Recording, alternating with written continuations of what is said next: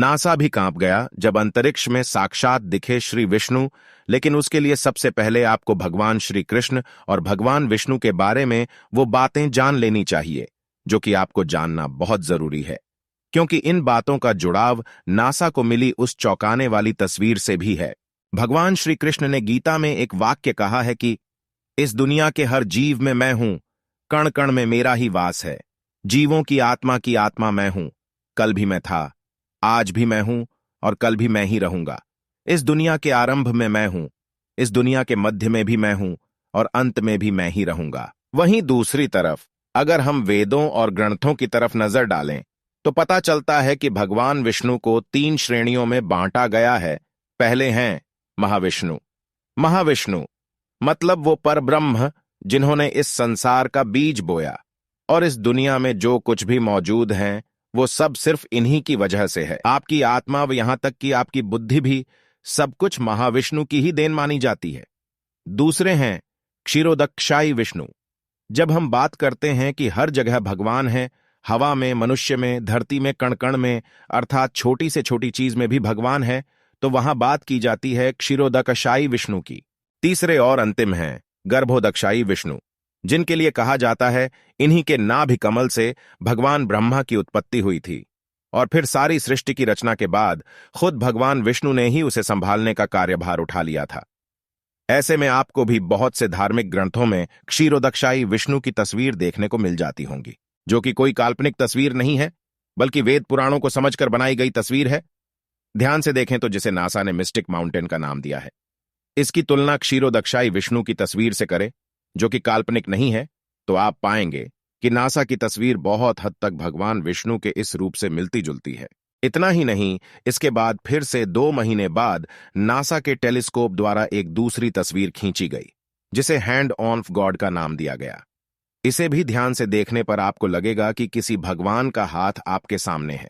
जब ये वाली तस्वीर नासा द्वारा लोगों के बीच आई तो लोग चौंकने लगे और दोनों ही फोटो को भगवान से जोड़ते हुए बड़ी तेजी से सोशल मीडिया पर वायरल करने लगे।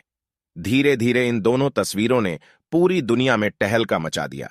कुछ लोगों ने हाथ वाली तस्वीर के लिए यह भी कहा कि यह तस्वीर ब्रह्मांड के अंतिम छोटी से निकलती हुई दिखाई दे रही है और उंगलियों के ऊपर सुदर्शन चक्र है। श्री विष्णु विष्णु कथाएं नासा भी कांप गया जब अंतरिक्ष में साक्षात दिखे श्री विष्णु। दोस्तों, लगभग 1 साल पहले नासा ने ब्रह्मांड की एक ऐसी तस्वीर निकाली थी जिसे देखकर नासा के साथ साथ इस दुनिया का हर मनुष्य चौंक गया। आखिर उस तस्वीर की सच्चाई क्या थी और किस तरह से वो वेद पुराणों से जुड़ी है? नासा भी कांप गया जब अंतरिक्ष में साक्षात दिखे श्री विष्णु, लेकिन उसके लिए सबसे पहले आपको भगवान श्री कृष्ण और भगवान विष्णु के बारे में वो बातें जान लेनी चाहिए जो कि आपको जानना बहुत जरूरी है, क्योंकि इन बातों का जुड़ाव नासा को मिली उस चौंकाने वाली तस्वीर से भी है। भगवान श्री कृष्ण ने गीता में एक वाक्य कहा है कि इस दुनिया के हर जीव में मैं हूं, कण कण में मेरा ही वास है, जीवों की आत्मा मैं हूं, कल भी मैं था, आज भी मैं हूं और कल भी मैं ही रहूंगा। इस दुनिया के आरंभ में मैं हूं, इस दुनिया के मध्य में भी मैं हूं और अंत में भी मैं ही रहूंगा। वहीं दूसरी तरफ अगर हम वेदों और ग्रंथों की तरफ नजर डालें तो पता चलता है कि भगवान विष्णु को 3 श्रेणियों में बांटा गया है। पहले हैं महाविष्णु। महाविष्णु मतलब वो परब्रह्म जिन्होंने इस संसार का बीज बोया, और इस दुनिया में जो कुछ भी मौजूद हैं वो सब सिर्फ इन्हीं की वजह से है। आपकी आत्मा व यहां तक कि आपकी बुद्धि भी सब कुछ महाविष्णु की ही देन मानी जाती है। दूसरे हैं क्षीरोदक्षाई विष्णु। जब हम बात करते हैं कि हर जगह भगवान है, हवा में, मनुष्य में, धरती में, कण कण में, अर्थात छोटी से छोटी चीज में भी भगवान है, तो वहां बात की जाती है क्षीरोदक्षाई विष्णु की। तीसरे और अंतिम हैं गर्भोदक्षाई विष्णु, जिनके लिए कहा जाता है इन्हीं के नाभि कमल से भगवान ब्रह्मा की उत्पत्ति हुई थी और फिर सारी सृष्टि की रचना के बाद खुद भगवान विष्णु ने ही उसे संभालने का कार्यभार उठा लिया था।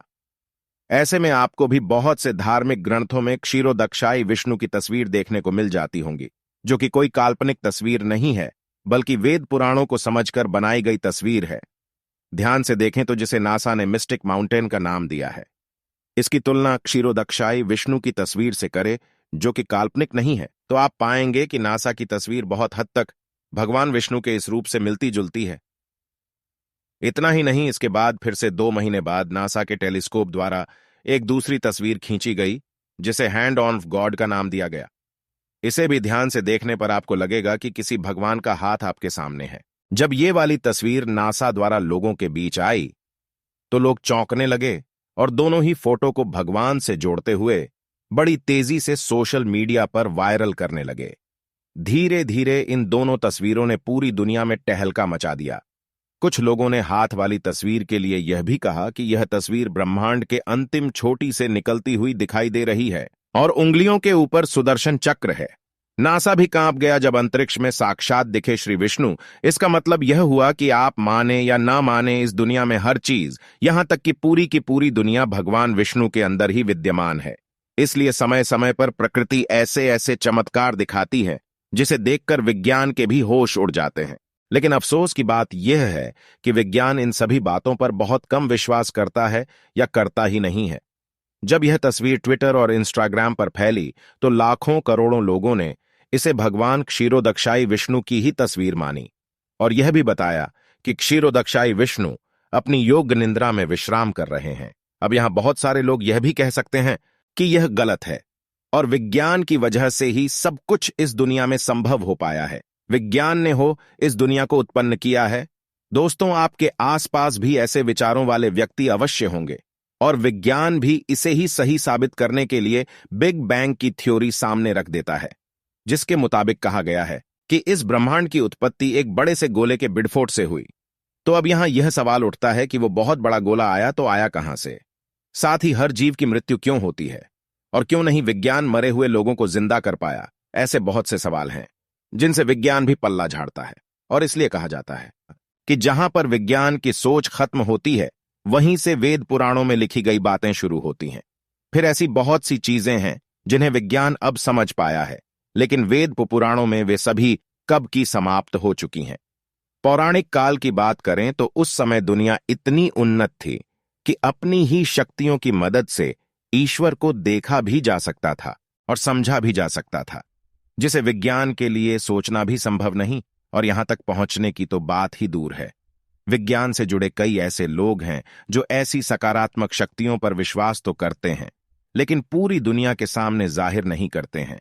दोस्तों, ऐसे ही मजेदार वीडियो देखने के लिए हमारे चैनल को सब्सक्राइब करें और वीडियो को लाइक करें और कमेंट में हर हर महादेव लिखना ना भूलें।